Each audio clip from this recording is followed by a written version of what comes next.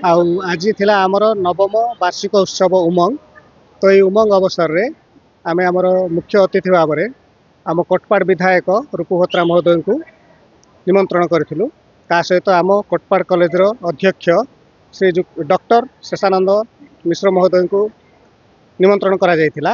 ତା ସହିତ ଆମର ସମ୍ମାନିତ ଅତିଥି ମହୋଦୟ ଆସିଥିଲେ, ବିଡ଼ିଓ ଏବଂ ବିଓ। ତା ସହିତ ଆମର NAC chairperson M Shankar Rao महोदय आसते। तो से बहुत सुंदर निजर वक्तव्य प्रदान करते एवं आम कार्यक्रम को देखी प्रशंसा करते। सहित आम पिला माने विभिन्न खेल एवं विभिन्न कार्यक्रम जो कृतकार्य होते से सम्मानित अतिथि मान द्वारा पुरस्कृत होते। एवं आमर मध्याह्न विरति जोटा आम भोजन कार्यक्रम परिसमाप्ति होता।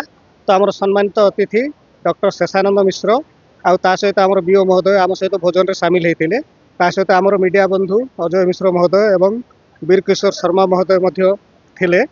सहित आमर परवर्ती कार्यक्रम सांस्कृतिक हम जहाँकि सर्वप्रथमे आम आमर जगन्नाथ जगन्नाथ उद्देश्य गोटे ओडिसी नृत्य जहाँकि जयदेव गीत गोविंद पर आधारित ता प्रदर्शन करेंगे। तापर आमर लोकगीत लोकसंगीत यह आम कार्यक्रम गुड़िक चलो।